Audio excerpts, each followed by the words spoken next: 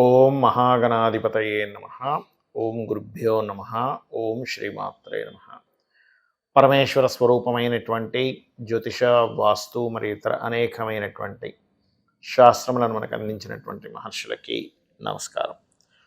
హయగ్రీవ హయగ్రీవ హయగ్రీవేతి యోపధేత్ తస్స నిస్సరతే వాణి జహ్నుకన్యా ప్రవాహవత్. అరుణాం కరుణాతరంగితాక్షీం ధృతపాశాంకుశపుష్పబాణ చాపాం అనిమాదిభిరావృతాం మయూకైః అహమిత్యేవ విభావయే భవానీం. శ్రీమాత్రే నమః.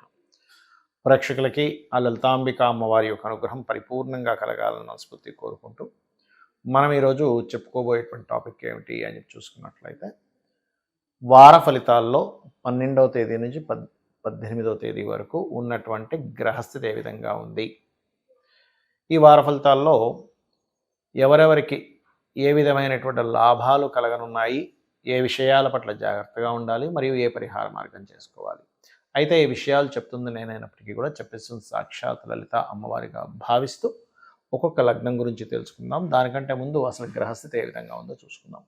చంద్రుడు ఈ వారం మనకి 12వ తేదీ నుంచి 18వ తేదీ వరకు మనకి మిథున, కర్కాటక, సింహరాశిలో సంచరిస్తున్నాడు. కేతువు కన్యలోని, ధనస్సులో రవి బుధులు సంచరిస్తూ, రవి 14వ తేదీ మకరంలోకి మారుతున్నాడు. కుంభంలో శని శుక్రుడు యొక్క సంచారం, మీనంలో రాహు, వృషభ రాశిలో గురువు యొక్క సంచారం జరుగుతుంది. మకర లగ్నము, మకర రాశి, మకరం వారి కనుక చూసుకున్నట్లయితే ప్రత్యేకంగా ఇక్కడ గమనించుకున్నట్లయితే ఈ యొక్క రాశినాథుడు ఎవరైతే ఉన్నారో, ఈ రాశినాథుడు 2వ స్థానంలో ఉన్నాడు శని. ఎప్పుడైతే రాశినాథుడు 2వ స్థానంలో ఉండి అక్కడ మీకు శుక్రుడు యొక్క సంబంధాలు కలిగాయో, గతంలో ఎప్పటి నుంచో కాస్త ధన సంబంధించినటువంటి విషయాల్లో ఇబ్బంది పడుతున్నటువంటి మీకు ఈ యొక్క ధన ప్రయత్నాలు ఏవైతే ఉన్నాయో ఖచ్చితంగా కొంత ముందుకు కదులుతాయి. అందులో ఎటువంటి సందేహం లేదు. మకరం వారికి, మకర లగ్నం వారికి, లగ్నం తెలియని వారు రాశిని చూసుకోండి. అలాగే 3లో ఉండేటువంటి రాహు కొంత ధైర్యాన్ని, పరాక్రమాన్ని ఇస్తున్నాడు. కాకపోతే మీకు ఈ వారం మొత్తము కూడా ప్రాపర్టీ తీసుకోవడానికి, ఏదైనా కొత్తగా ప్రారంభించడానికి అనుకూలంగా ఉంది చెప్పాలంటే. 14, 15, 16, 17, 18 తేదీలు చాలా అనుకూలంగా ఉన్నాయి. అదేవిధంగా ఈ యొక్క విషయంలో ప్రత్యేకంగా మీకు గమనించుకున్నట్లయితే ఈ తారీఖుల్లో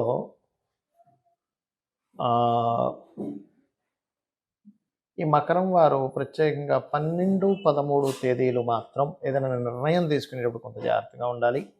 ఇందాక నేను చెప్పినట్టుగా 14, 15, 16, 17, 18 తేదీకుల్లో ఏదైనా కొత్త కోర్సెస్ నేర్చుకోవడానికి, ఒక వాహనము, గృహము, ఏదైనా ఒక యంత్ర సంబంధించింది ప్రారంభించడానికి చాలా అనుకూలంగా ఉంది, గుర్తుపెట్టుకోండి. అలాగే మరొక విషయం ఏంటంటే, ఇక్కడ ఈ యొక్క భాగ్యాధిపతి అయినటువంటి కేతువు ఎవరైతే ఉన్నారో, భాగ్యస్థానంలో కేతువు ఉంటూ భాగ్యాధిపతి వ్యయస్థానంలో ఉన్నందుకు కొత్త ఇన్వెస్ట్మెంట్స్ చేయడము అటువంటివి జరుగుతాయి. అయితే ఫైనాన్షియల్గా ఇంకా మీకు బాగా గ్రోత్ రావాలి అంటే కనుక కాలభైరవ అష్టకం చదువుకోండి, మరియు వెంకటేశ్వర స్వామి పూజ ఇంట్లో చేయండి. ఏదైనా ఒక పుణ్యక్షేత్ర దర్శనం కూడా చేయడం జరుగుతుంది భాగ్యస్థానంలో కేతు ఉన్నందుకు.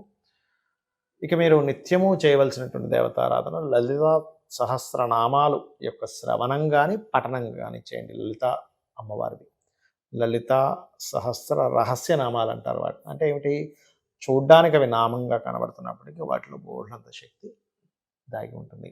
ఇక మీరు చేయవలసినటువంటి దేవతారాధన, దాంతోపాటు కాస్త మీరు శనగలు కూడా అప్పుడప్పుడు దానంగా ఇవ్వండి. అనేవి చాలా బాగుంటుంది. గోవులకి బెల్లం తినిపించండి. మరింత అద్భుతమైనటువంటి ఫైనాన్షియల్ రిజల్ట్స్ మీరు చూస్తారు.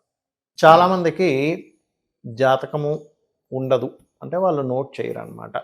నక్షత్రము, రాశి, లగ్నము ఏమీ తెలియదు. అలాంటి వారు ఎటువంటి సమస్య వచ్చినప్పుడు ఎటువంటి పరిహారం పాటించాలి, మీ జాతకం లేదు అనుకుంటే కనుక, మొట్టమొదటిగా చూడండి, సంతానం కలగటం లేదు, లేదా చేస్తున్న ఉద్యోగంలో ప్రమోషన్స్ రావట్లేదు, మీరు కష్టపడుతున్నటువంటి కష్టానికి తగ్గట్టుగా గుర్తింపు రావట్లేదు అనుకున్నప్పుడు మీరు సూర్య ఆరాధన ఎక్కువగా చేయాలి. గోవుకి గోధుమ రవ్వ తినిపిస్తూ ఉండండి ఆదివారాలు. ఖచ్చితంగా గోవులో సమస్త దేవతలు ఉంటారంటారు కాబట్టి ఖచ్చితంగా మీకు పేరు ప్రఖ్యాతలు రావడం జరుగుతుంది. దాంతోపాటు ఓం శ్రీమాత శ్రీ మహారాజ్ని శ్రీమత్ సింహాసనేశ్వరి నమః అని చేసుకున్నట్లయితే కూడా మీకు ఉద్యోగ అవకాశాలు పెరగడం, ఉద్యోగం రావడం కూడా జరుగుతుంది. లేదండి మనకు పేరు ప్రఖ్యాతులు రావాలి అని అనుకున్నప్పుడు సూర్యభగవాను చూస్తూ ఆదిత్య హృదయం ఎలా చదువుతాం అదేవిధంగా సూర్యుడిని చూస్తూ ఓం భానుమండల మధ్యస్థ భైరవి భగమాలినే నమః అనే నామస్మరణ చేయండి. అన్ని విధాలు బాగుంటుంది. అదేవిధంగా మరి కొంతమందికి మానసిక స్ట్రెస్ ఎక్కువగా ఉంటుంది. చిన్న చిన్న విషయాలకే స్ట్రెస్ అయిపోతుంటారు, మానసికంగా ఎక్కువ ఇబ్బంది పడుతుంటారు. అలాంటి వారు మెడిటేషన్ నేర్చుకోండి. అదేవిధంగా కాస్త బియ్యము దానంగా ఇవ్వడము, నదులు చెరువులు గట్రా ఉన్న ప్రదేశాన్ని మీకు దగ్గరలో ఉన్నట్లయితే అక్కడికి వెళ్ళి కాస్త మరి అలా నదిలో దిగిపోవడం కాదు, దీపాన్ని వదలండి. వీలైతే నీటి కుండను కూడా దానంగా ఇస్తూ ఉండండి. మానసిక సమస్య అనేటువంటి తగ్గుతుంది. ఇంట్లో వాయువ్య భాగంలో బియ్యం బస్తా ఒకటి పెట్టండి. దానివల్ల కూడా కాస్త వాయువ్యానికి చంద్రుడు కారకుడు కాబట్టి మీకు చక్కగా ఆ స్ట్రెంగ్త్ అనేటువంటిది పెరుగుతుంది. మరి అదేవిధంగా ప్రతిదానికి గొడవలు అవుతున్నాయండి, నా లైఫ్లో చిన్నప్పటి నుంచి చూస్తున్నాను ప్రతిదీ గొడవ అవుతుంది అని అనుకునేటువంటి వారు ముఖ్యంగా కుజగ్రహం దగ్గర దీపారాధన చేయడము, కుజుడికి కందులు, కుజగ్రహానికి సంబంధించిన పదార్థం కందులుగా తీసుకుంటారు. కందుల్ని మీకు దగ్గరలో ఆలయంలో ఉండే పురోహితులకు దానంగా ఇవ్వడం చేయండి. దీంతోపాటు హనుమత్ ఉపాసన లేదా సుబ్రహ్మణ్యేశ్వర స్వామి ఆరాధన, శివారాధన, విష్ణు సహస్రనామాలు ఎక్కువగా వింటూ ఉంటే కూడా మీకు గొడవలు తగ్గుతాయి. దీంతోపాటు లలితా సహస్రనామాల్లో ఓం కర్పూర వీటి కామోద సమాకర్ష దిగంతరాయే నమః అనే నామస్మరణ చేయండి, ఖచ్చితంగా బాగుంటుంది. అదేవిధంగా మీకు వ్యాపారాల్లో రాణించాలి, వ్యాపారంలో రాణించటం లేదు, అలాంటి వారు ప్రత్యేకంగా మీ యొక్క వ్యాపార సంస్థలో నిత్యము విష్ణు సహస్రనామాలు ప్లే అయ్యేలా చూడండి. రెండవది ఏంటంటే వ్యాపార అభివృద్ధికి ఆకర్షణ యంత్రము అని ఉంటుంది. దాన్ని ఏదో మార్కెట్లో దొరికింది కదా అని ఇంత యంత్రం తెచ్చేసుకొని పెట్టుకుంటే కాదు. దాన్ని సరైన పద్ధతిలో కనుక బీజాక్షర సహితంగా యంత్రం ఉన్నది కనుక మీకు మీ గోత్రనామాలతో దానికి జపం చేసే శక్తిని చేకూర్చి గనక మీరు మీ యొక్క వ్యాపార సంస్థలో పెట్టుకున్నట్లయితే ఖచ్చితంగా మీకు కలిసి వస్తుంది దానివల్ల. అలాగే చూడండి, కొంతమందికి గురుబలం ఉండదు అంటూ ఉంటారు. అటువంటి వారు ప్రత్యేకంగా చేయవలసినటువంటిది గురుగ్రహ జపము లేదా గురుగ్రహం దగ్గర దీపారాధన చేయడము, గోసేవ చేసినట్లయితే కూడా గురుబలం పెరుగుతుంది. శనగలు దానంగా ఇవ్వండి. మరియు వివాహం అవ్వటం లేదు లేదా కొంతమందికి మనీ ప్రాబ్లమ్స్ వస్తుంటాయి. ఎందుకు మనీ ప్రాబ్లం వస్తుంది అంటే మీ యొక్క జాతక చక్రంలో 2వ స్థానం పాడై ఉంటుంది.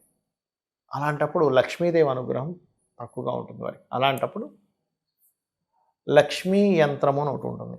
లక్ష్మీ యంత్రాన్ని పెట్టుకొని మీరు నిత్యము పూజ చేసినట్లయితే కూడా దానికి కూడా సేమ్ మీ గోత్రనామాలు, దానికి సంబంధించిన పర్ఫెక్ట్ యంత్రాలు మార్కెట్లో దొరికేటువంటివి అంత పర్ఫెక్ట్గా ఉండవు. పర్ఫెక్ట్ యంత్రం దానికి జపాన్ని దారపోసి శక్తిని దారపోసి కనుక మీరు చేసినట్లయితే, ఎందుకంటే నాకు తెలిసిన చాలామందికి నేను అది చెప్పినప్పుడు వాళ్ళు తీసుకొని చేసినప్పుడు వాళ్ళు చాలా మంచి రిజల్ట్స్ కూడా వాళ్ళు చూశారు. యాక్చువల్గా చెప్పాలంటే అంటే లైఫ్లో అంటే ఉన్న స్టెప్ నుంచి కొంత వెళ్తారు. అదేదో నేను ఒకటేసారి కోట్లు సంపాదిస్తారని మాత్రం నేను చెప్పను. ఎందుకంటే ఏదైనా సరే మన శాయశక్తిలో మనం ప్రయత్నం చేస్తుండాలి, దేవతానుగ్రహం కూడా ఉండాలి, అది చేయండి.